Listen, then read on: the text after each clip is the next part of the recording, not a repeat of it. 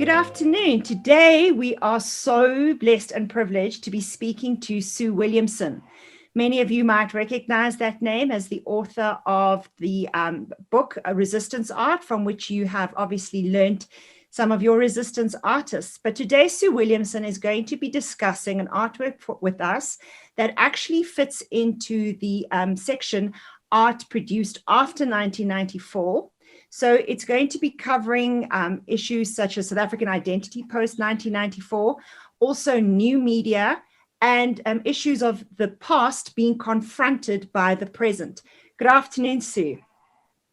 Good afternoon, Lushan. It's a pleasure to be talking to you. Thank you. Would you like to tell us a little bit about this artwork, how it came about? This is an artwork that I made in 1998.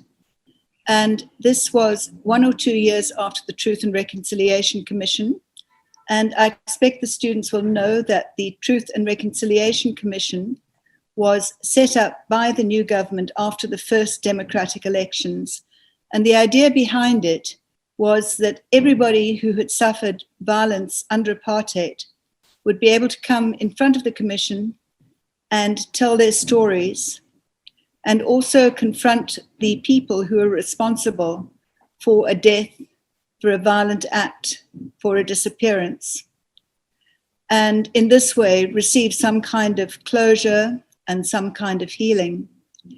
And all the time that I think the Truth and Reconciliation Commission was started in 1996, and while it ran, the commissioners traveled around from school buildings to law courts to various venues all around the country, and people were invited to come and give their stories, and hundreds of people came. And at the time it was televised nightly on television news. You could watch the proceedings, and of course the daily newspapers recorded it all as well, with images and texts and quotes from the things that people said. And while it was all very direct at the time, it seemed to me that memory would fade, memories do fade, and that we would forget about this very, very important moment when our country changed from what it was to the new democracy. And it seemed important to try and record these specific cases, so that I kept piles of newspapers. I started my life not as an artist, but as a journalist. So I'm always interested in people's stories and in what's going on. And I kept all of these newspapers, and these works were called Truth Games. And in each one of these, I dealt with one particular case, one case that came up in front of the Truth and Reconciliation Commission. And this one is about a young girl, Melanie Mahmoud, whose brother had been shot by the police. And this took place in Cape Town. There was a road, Holt Road, and the police thought that they were being stoned in Holt Road. So one particular day, they built this big packing case, and they put it on the back of a truck, and they traveled along and tried to see if children would throw stones at them, but nobody did. But eventually they just got impatient waiting for something to happen, and they burst out of the truck and they shot, and 3 children were killed. And it became known as the Trojan horse shooting, because the Trojan horse was a mythical figure, well, not really mythical, but part of Greek history, in which soldiers hid inside a wooden horse to get inside a city. Anyway, when the case came up in front of the Truth and Reconciliation Commission, the person who was on the right-hand side representing the police was one of the police officers, and he was asked why they'd done it. And his name is Dolf Vermeulen. And so each of these pieces tried to piece together the incident. So in the middle of it, partly hidden by the slats, you can see a police truck with officers standing on it with guns, which is a shot that I took from a video. And on the left, you see this young girl, Melanie Mahmoud, who was her brother was one of the young people killed. And on the right, you see Dolf Vermeulen. So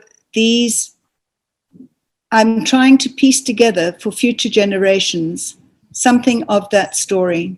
So we see at the top Trojan horse shooting, and Vermeulen's trying to defend himself. He said it was jointly planned by the police. It was a necessary technique to protect a broader strategy. So he's rolling out all these reasons why the incident happened in the first place. And from the other side comes 3 young people died, a picky against a gun. And these are all direct texts from the hearings. This is one you can see here, a picky against a gun. I use those exact words and I use them in my artwork. And so that you can use media that you see all around you. If something interests you, think about it. Have you got something to say about it? What is your opinion? I mean, the newspapers, magazines are an invaluable source of material. But anyway, to get back to this particular piece, what I did too was that at the time of the Truth and Reconciliation Commission, a lot of white people in particular said that they hadn't known what was going on, and that if they had known, they would have done something about it. And in fact, during the apartheid years, although the press were restricted in some ways, they were never restricted completely. You always could find out what was happening if you took the time to read the newspapers. And so I made this in such a way that you have the 3 images, the victim on the left, the incident in the middle, and the person who'd committed it on the right. And I have put the texts so that you can actually slide them across and uncover bits of the story. And the idea was that if you came to this piece in the gallery, you would be able to slide those slats backwards and forwards and perhaps see his mouth, the Dolph Vermeulen's mouth more clearly, or uncover the picture in the middle with the entire police truck, or cover somebody's eyes. But you had to kind of have some kind of relationship with the work yourself in order to uncover the whole story. And so that's the story of these works. There are 13 in this series. A lot of them have traveled all over the world. 4 of them are showing in Paris at this moment on an exhibition called Global Resistance. And so it's not only people from South Africa who have found these works interesting, but of course, these kinds of violence, these confrontations, these injustices go on everywhere. But it's a way that the South African story could be brought forward. If we look at the scale of these pieces as well, they're quite large, and they do, when they're in an installation type environment, because they're up against a wall, and when the viewer interacts with them, it's quite confrontational. Was that part of your intention, that they are so confrontational and so much? I want to make them quite large. It's a bit like like the size of many windows. In fact, it's that kind of relationship. I wanted to have the feeling of the viewer is looking through a window. Another idea behind the work was that if you look at the white slats, it's a little bit like a series of Venetian blinds that have been opened. And I saw a film, a French film, in which a man is standing in a garden and the house in front of him, the windows closed, the Venetian blinds are closed, so he can't see in. And then suddenly the blinds open and he sees this murder being committed. So that too, I've always rather liked Venetian blinds and the way of concealing and revealing. So that's behind it as well, in a sense, the idea that suddenly the truth games opened up all these cases that we'd sort of known so-and-so disappeared or so-and-so was killed, but we didn't actually know the truth of where they'd gone to, what had happened to them. So it's like that as well. It's an opening up, and it's about it's like a window-sized piece. And also, I suppose in a South African context, there's also the allusion to burglar bars, you know, with the whole, exactly, with our fear and our need to constantly sort of protect ourselves, whether the fear is rational or not. And I think a lot of these it's also about barriers, the way that we try to shield ourselves off by withdrawing and sometimes not engaging with what is going on around us. Speak about the title Truth Games. Why did you choose the word games, and what does that imply in this artwork as well? Truth Games came about because, in fact, it was hoped that at the time the Truth Commission was started, that this would really lead to revelations which were absolutely truthful. And I must explain that police officers who came in front of the commission were told there was an amnesty system. An amnesty meant that if you came before the Truth Commission and you confessed, you told the truth about what you'd done, whether you'd killed one person, whether you'd killed 10 people, as long as you actually told the truth and you proved that you'd done it out of political conviction, whether you were on the right or on the left, and it hadn't been just a murder as part of a robbery or something like that. If you told the truth and you did it out of political conviction, then you could apply for amnesty, which would mean that you were not sent to jail for your crimes, for the crime of killing somebody during the apartheid years. And of course, this was the only way that some of this evidence would ever have been some of these stories would ever have been told, because the police simply wouldn't have, they'd quickly burned most of the evidence long before the Truth Commission, and there wouldn't have been any way to actually prove what had been done. But unfortunately, many people left the Truth and Reconciliation Commission feeling that the truth still hadn't been told, and people had got amnesty even though they didn't deserve it. So that's why I call it games. It's a bit of, you're trying to get to the truth, but do you get there? It's like video games. You try to win, but you don't always win. And the action of moving things around, trying to find out the truth, moving the slats. Is this one guilty? Is he telling the truth still? Or is it still being concealed? It's a process that you have to go through. You can't entirely depend on the media. You have to try to make that decision for yourself by digging. So yes, there's a slightly cynical aspect to the title Truth Games. So would you say that the game alludes to the actual context and the story, but also then what the conversation that the viewer has with the artwork, that in the moving around the art, the viewer also becomes engaged in the game? Yes, indeed. You're the player. You can't actually see it in this image, but each of these colored perspex slats has a little hole at one end. Perhaps if you look closely at 3 young people died, you can see it. And that's so that you can as well. See, yeah. Yes, and it's so you can put your finger in it and move it across. That's so that you yourself, it's trying to make people, they say that people go into a gallery and look at an artwork for 3 seconds and move on. And I was trying to suggest that it would be more interesting to spend some more time thinking about the story, thinking about the very bland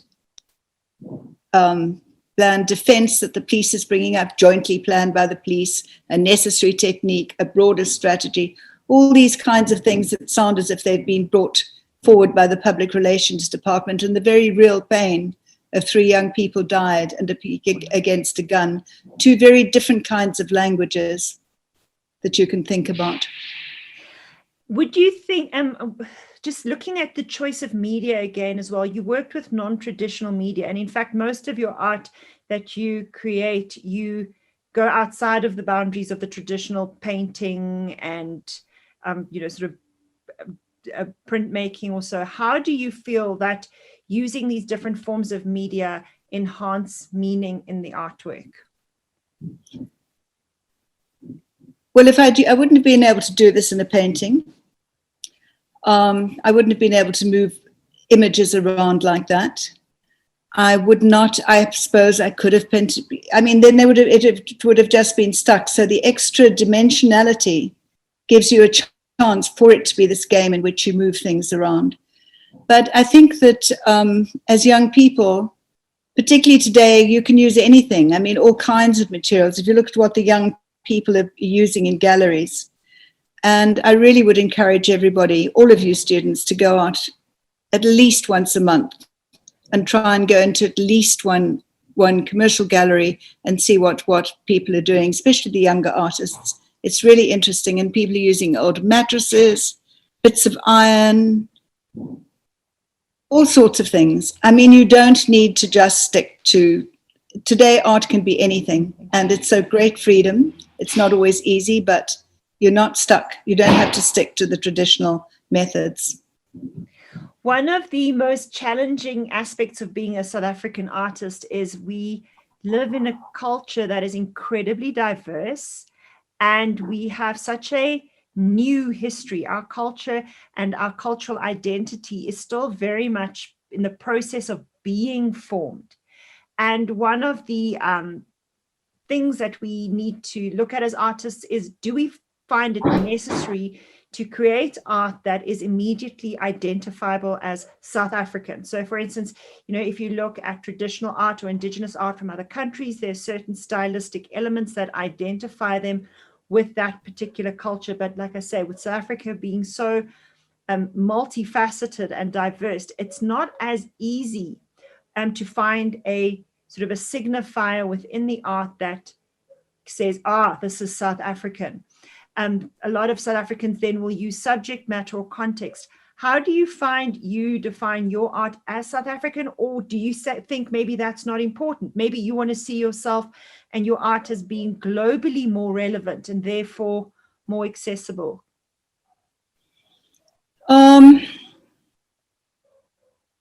Well, I think let's just look at this particular work.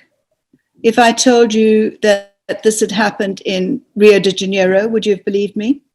Probably. I mean, things like this do happen all over. Yes, so that I don't particularly try to trigger a South African emotion with it. I'm very interested in our country. I'm interested in the way that it changes all the time, attitude shift, and I try to pin that down. But I don't necessarily try to pin a South African label onto things. Perhaps in the series that I made called A Few South Africans, which was a celebration of women in the struggle for liberation, there was perhaps more of a South African element of to those.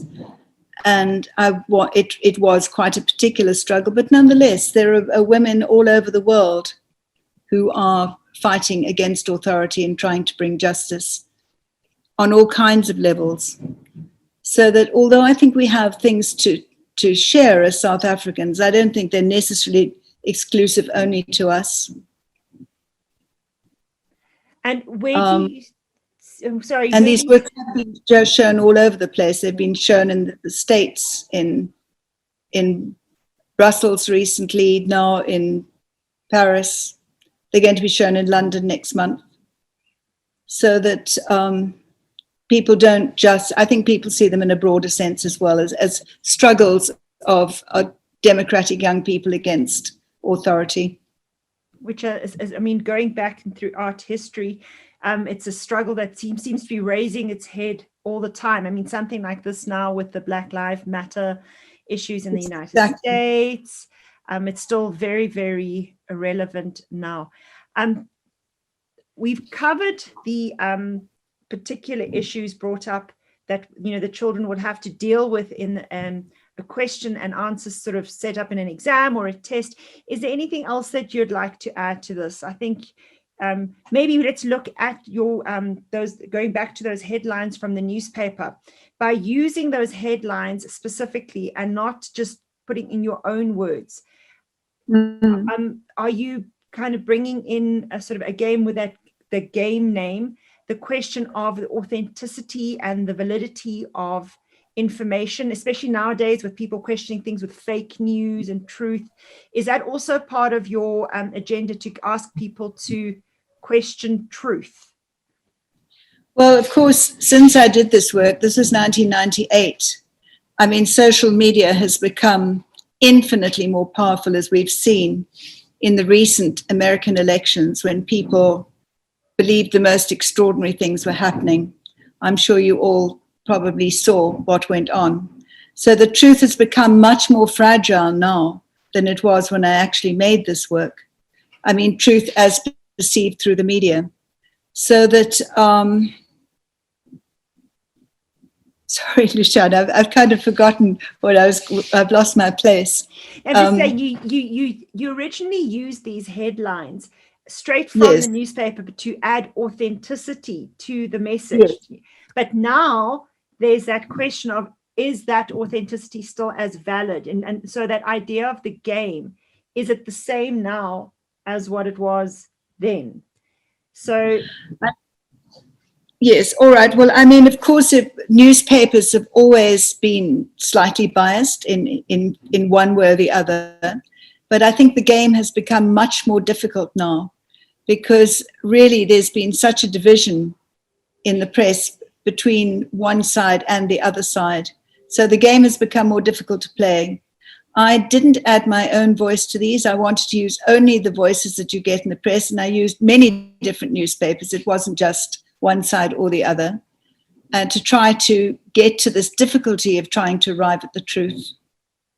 I think that's important, that multiple sources. Yes, it is.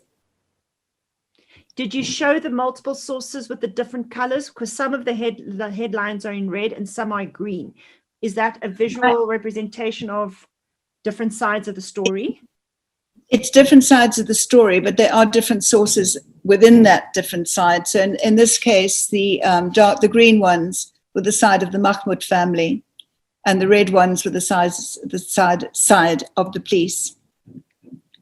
Is there a reason why red was chosen for the police? If we just think back to, say, for instance, Paul Stockport's elegy, with the red around Steve Biko's body, red signifying danger. Was that intentional with the red being used there for the police?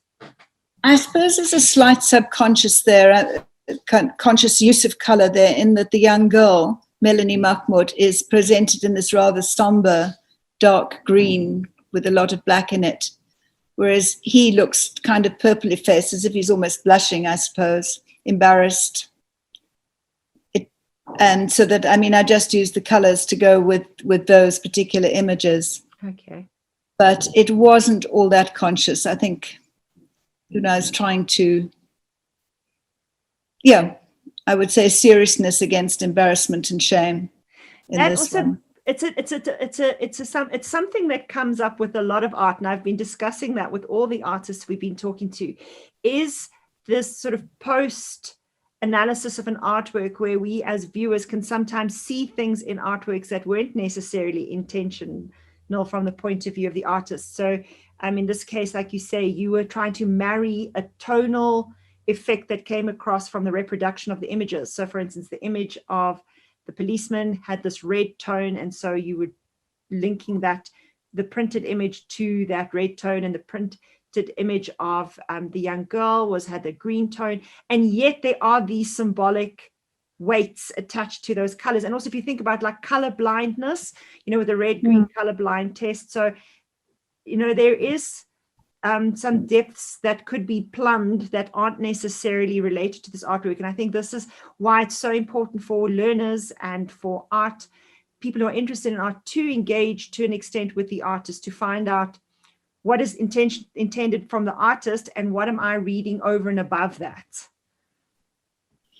Well, I think that's absolutely true. Color is a vital element in art, and generally there's an intention from the artist to push the emotion of the work one way or the other, dark, somber colors or bright, sunny colors. I'm sure we can all think of examples of those kinds of images. And yes, I think that's an important thing for people to remember when they're looking at work and trying to analyze what the artist had in mind. Yes.